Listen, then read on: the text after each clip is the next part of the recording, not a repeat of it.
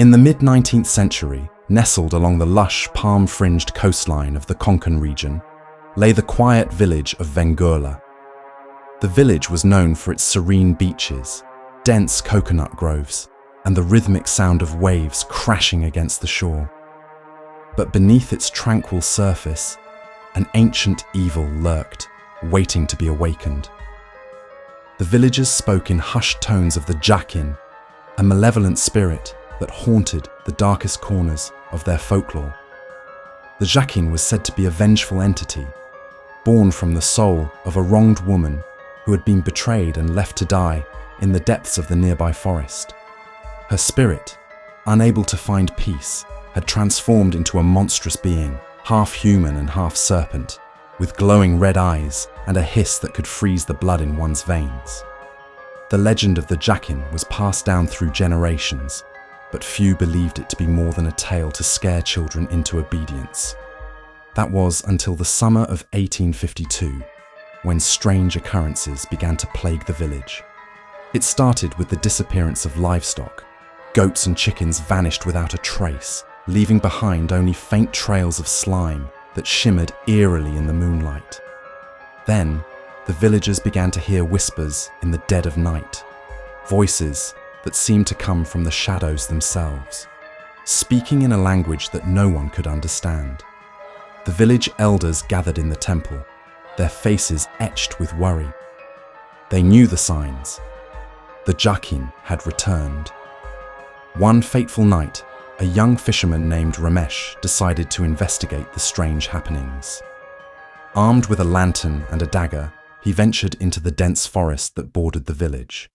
The air was thick with the scent of damp earth and decaying leaves, and the only sound was the occasional rustle of leaves in the wind. As Ramesh delved deeper into the forest, the whispers grew louder, more insistent. He felt a chill run down his spine, but he pressed on, determined to uncover the truth. Suddenly, the lantern's flame flickered and died, plunging him into darkness. Before he could react, a low, guttural hiss echoed through the trees. Ramesh's heart pounded in his chest as he turned to face the source of the sound. There, in the shadows, he saw them. Two glowing red eyes staring at him with an intensity that made his blood run cold. The Zhakin emerged from the darkness, its serpentine body slithering silently across the forest floor. Its human-like face was twisted in a grotesque mask of rage, and its long, clawed fingers reached out towards him. Ramesh tried to scream, but no sound came out. He was paralyzed with fear. The Zhakin circled him, its hiss growing louder, more menacing.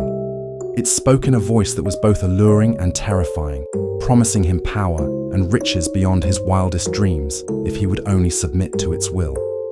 But Ramesh knew better. He had heard the stories. To submit to the Jhakin was to forfeit one's soul. Summoning every ounce of courage, Ramesh raised his dagger and lunged at the creature. The Jhakin hissed in anger, its claws slashing through the air.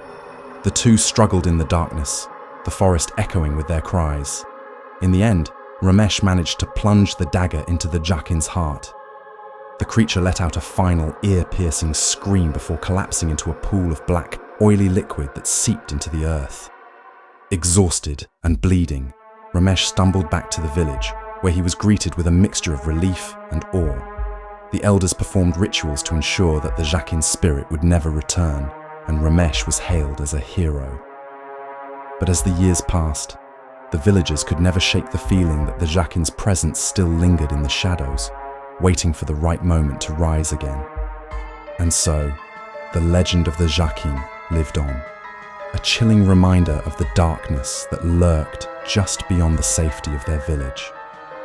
To this day, the people of Vengurla avoid the forest at night, and the name of the Jhakin is spoken only in whispers, lest the creature hear its call and return once more.